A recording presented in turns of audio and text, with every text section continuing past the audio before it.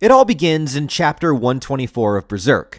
Drawn to the brand on Guts' neck, a horde of restless spirits filled with rage and animosity begin possessing the nearby animals in an attempt to strike him down and devour him. Demonic dogs are quickly hacked away into pieces as the religious leader of the Holy Iron Chain Knights, Farnese, looks on in horror, never having truly experienced to this sheer level of darkness and despair that she's around, forced to witness on this very night. Soon she spots the horse that they rode in on, her only chance for refuse and escape while Guts is preoccupied. But when she gets closer, we see that even this large, majestic beast now only serves as host for these demonic monstrosities. It's a moment in the manga that's oftentimes been memed or made fun of, but in context becomes one of the deathliest and most terrifying moments of the entire series. Acting on primal evil nature and taking one look at Farnese, the horse gets a giant raging boner, planning to mount its nearest victim, inciting PTSD through Guts as he sees this and uses all of his strength to lop off the horse's head before it could enact its vile penetration. This is the infamous Berserk horse scene. Could this have been placed within the manga's story purely for visceral shock value? Did we really need to see the horse boner? Or was this here for a deeper, more profound purpose that no reader of the series has yet to discover? Perhaps that was the case until now. I have spent the last 12 months reading this scene, this chapter, and only this chapter of the manga over and over again, absorbing every little detail of its imagery. Late at night, I see vivid images of this horse popping up within my dreams, standing over my bedside. I knew deep down that there was something about this horse, something important that needed to be expressed to the world. No other YouTuber had dared tackle this subject so far, and I fear as if I now know why. What I am about to share with you will shake the foundation of the entire Berserk universe and perhaps all of YouTube as we know it. In fact, I have wrestled with revealing this information for some time due to the security for my own life. But as our world plunges deeper into despair and my own country seems to be more divided by the day, I fear that soon there will be no time left to tell you this information. But to provide proper context, we have to take a step back for a full realm of understanding. It is April 2020, and I receive word from the Vatican that something is about to be unleashed that would rock the foundation of humanity's relationship with horses. It didn't make sense to me at the time, and I chalked it up to foolish religious superstition, but how blinded I was. I am so sorry that I did not talk about this sooner, because it wasn't long after that moment that a massive worldwide pandemic broke out. They closed our businesses, locked us in our houses, and made us wear masks. Now, think about this. What is a mask? It hides our true face, our true intentions. Just like the conspiracy behind the horse, I knew something was hidden. Not to mention the obvious fact that they make masks for horses, and also make horse masks for humans. Do a quick Google search, and you'll know what I mean. I also had revealed to the public that same year that the pandemic was actually started by a godlike entity known as Schnoz purely for the lulz, but more on that later. First, have you ever heard of a horse girl? You know, girls that are obsessed with horses. They talk about horses all the time. They usually have a bunch of horse figurines, horse apparel, and horse blankets. You show up to her house because you want to smash, and you're just surrounded by horse merchandise. And sure, it might weird you out a little bit, but you go through it anyway because she's hot. I have found that an average 71% of all horse girls happen to be blonde. Now, Farnese is also a blonde, and it's her that the horse is immediately drawn to. Remember this because this is important. During the 2020 pandemic, there was even a movie that was released called Horse Girl. The main character in that movie is blonde, and the movie holds a 71% on Rotten Tomatoes. Let that sink in. Okay, now stay with me. Who is the only other prominent horse that we see in the Berserk manga? It's the Skull Knight horse. And what do we know about this horse? We know that Skull Knight is the result of King Geyserich dying in the Berserker armor, losing his humanity as he roams Earth as a remnant of vengeance. However, What if that wasn't originally true? In April of 2023, I exposed the truth that Skull Knight is actually Guts from the future, despite the Koji Mori robot attempting to stop me. But it wasn't enough for me to expose this, because this still gives no explanation as to why Skull Knight has a mysteriously powerful giant horse that is capable of traversing dimensions with him and having seemingly no limitations to its physicality. So what is going on? Well, that got me thinking about Nosferatu Zod.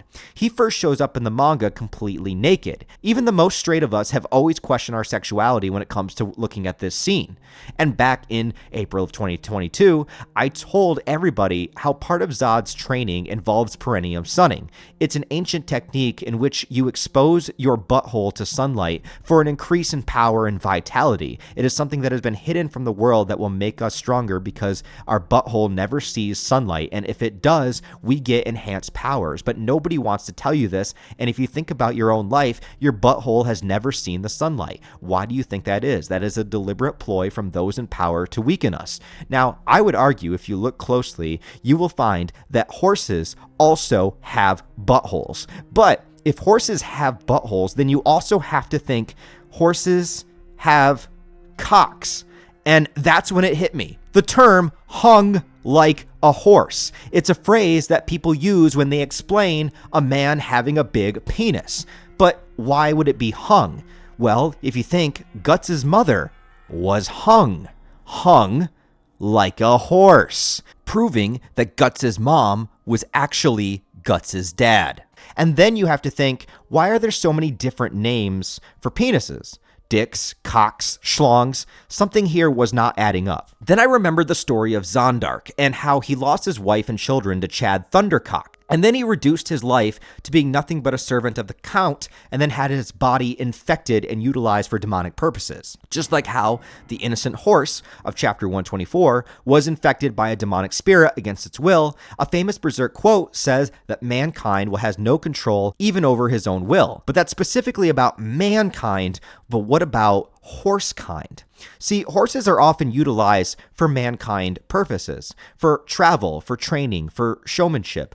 And if this is so, do the horses themselves have any control over their own will, or are horses just as susceptible to that darkness? Kind of like when Artax dies in The Neverending Story. The horse gives itself in to the sadness that it is unable to resist within its own depressive nature and dies early on in the film, affecting all of our childhoods forever. And as you can see, this rabbit hole goes deeper than you can possibly imagine. Now, let's think about another famous horse, Pegasus, a famous flying horse in Greek mythology. Pegasus. Think about it. Peg, like pegging, a sexual act that invokes the replication of a penis into a butthole sunning. Pegging, hung like a horse, pegging, butthole, Guts' mom, Guts' dick, the horse memes, horse girls, bad horse play. These images, they flash through my mind over and over, all I can see, until one day, it all started to make sense. Horses are massively powerful beings, and yet they are completely susceptible to human control. And within that control, they are able to accomplish astronomical physical feats. The Berserk horse scene features a normal horse that is manipulated by two things: a demonic spirit entering its body, as perhaps a metaphorical pegging, and its lust for Fernice, the perfect representation of the average horse girl. And that horse wishes to repeat the cycle of that pegging, perhaps as if time is all a circle, no, a spiral, featuring similar events happening again and again with only slight variation. Like every year, some ridiculous video that I put out on this channel. And I think, are we doomed to repeat the same things happening over and over? And have we not been here before? Have I not already talked about this? No. It can't be. More horses. Horse is power. Horsepower. Power from butthole sunning. No, wait, I've talked about this before too. It can't be.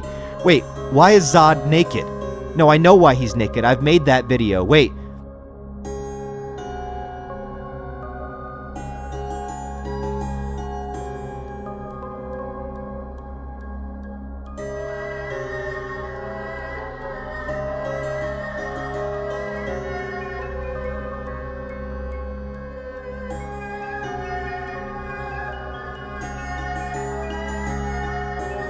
Who's there?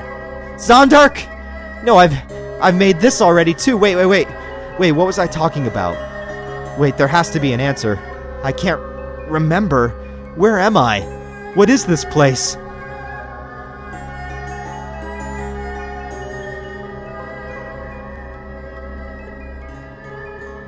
That horse, he rides across the nation, the thoroughbred of sin. What's done is done. No. There's nothing I can do, Bojack. I'm not real. God can help you.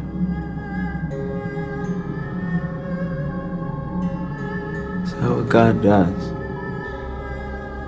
I have preserved my sanity. Have I not? Or did I lose it somewhere? In this darkness and its fantasies, one thing is still clear in my mind.